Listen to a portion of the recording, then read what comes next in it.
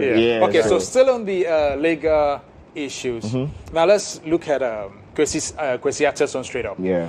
Kwesi Arthur is also in the news for the reason of he and his record label, Grind Up Charlie. Yeah. Charlie, but Kwesi Arthur really saw that name. Right. He's the brand that has really made that name popular. Like the whole of Ghana, everybody knows the Grind Up Charlie. That way they think saving in thing. Because anytime you hear Grind Up Charlie. That's right. I like the laugh part. Yeah, he said he's been intimidated, he's been threatened, he's been, let's say, like all the things. There was this write-up he sent on social media.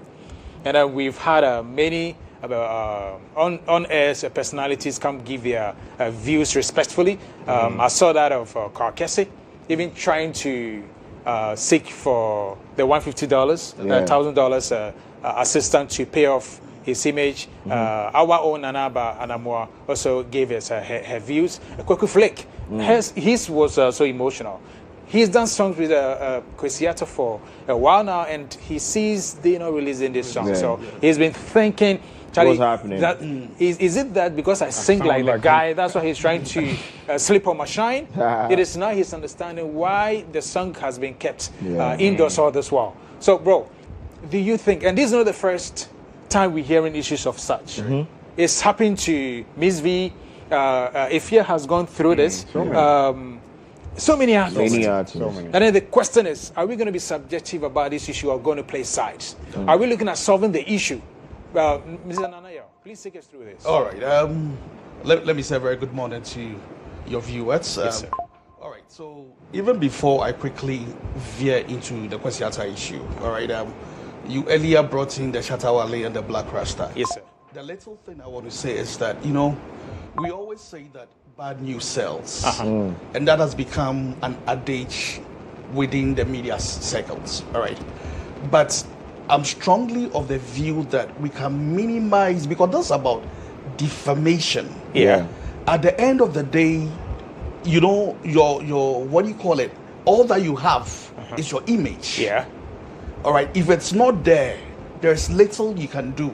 So with all these practitioners that have access to the mic, let's be circumspect with what we say. If we know that it has not too much merit, that sensationalism, that fact that we want to say something for people to jump on it and trend, all right, let's relook at it. Because I don't think that if we don't overly become sensational, our media space will not be exciting. It's not always that we need to create bad news in order to have, a buzz. All right. So as much as I don't hold breath, because Shatta also sometimes does say things about people, but especially when you're talking about issues that can get the person into trouble, into the law. All right. You are mentioning things like his money laundering and the rest. If we know we don't have enough basis, we don't have enough information, let's stay away from it. It is for that matter that I want to agree with Shatta for the suing.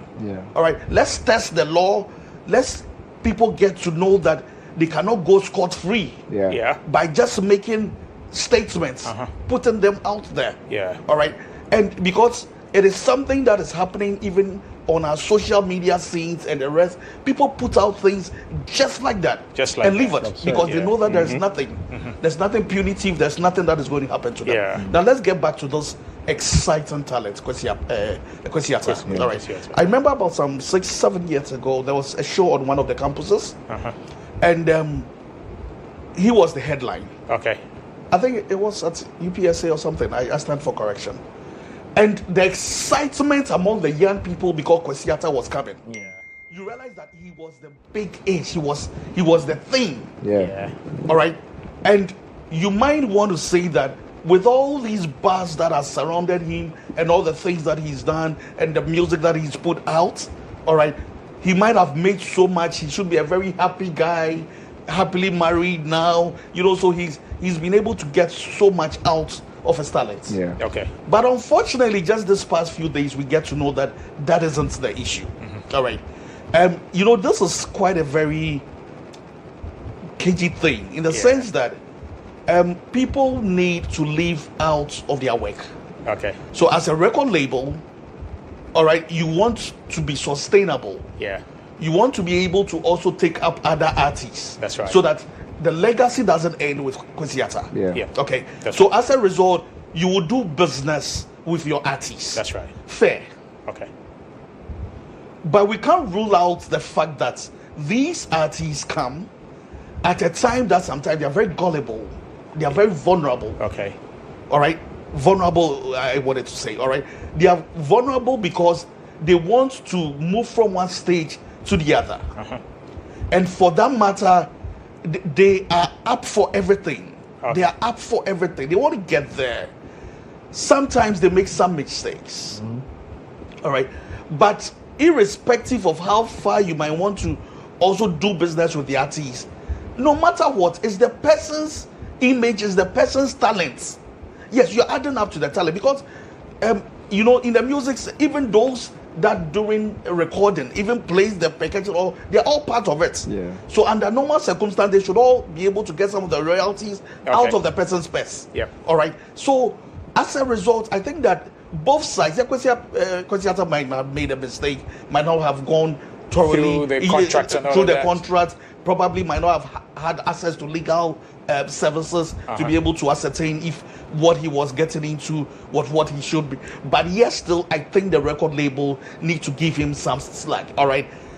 I love your introduction because you made us know that some of us wouldn't have known the record label if not for Kwesi Arthur. Yeah. He took it upon himself as if it's his own thing. Yeah. All right. If you are taking me so much, it's not compulsory that I need to every song mention your this thing. Yeah. But he does that. He does that on stage with pride. That's right. So he's elevated your brand to somewhere. Irrespective, you should put the human face to it. I'm not saying you should become what you call Father Christmas. You should do business, but put the human face to And it. I learned the contract had even ended. Yes. So what is the clause here? What is still binding Kwesi Arthur's image to the label? Maybe, you know, we've not. That is the mystery That's we it. need to. You see, that's the point is that we don't know the contract. Whatever we're seeing online is what they decided for we to see, basically. Because I feel like in every contract, you the artist, you're interested in the numbers. So let's be honest, we don't really go through our contract very well. Yeah, because I'm interested in the numbers. I have a hit song. Okay. A label approaches me to tell me, oh, I'm interested in managing and all of that. I'll take care of your production, your videos, your tours. I'll get you tours. I'll get you bigger collaborations. Those are the things I'm interested in. And mind you, we don't even have musical lawyers in our country that much to actually contact them and be like, oh yeah, this is what somebody is telling me to actually come on board to do for me. And I'm interested. So yeah, so I feel like we're blaming Kwesi Arthur, we're blaming the label, but what we should be interested in, do we have people educating us about the musical thing in Ghana? Do we have the right policies, structures, and laws in place guiding both parties? And it comes down to the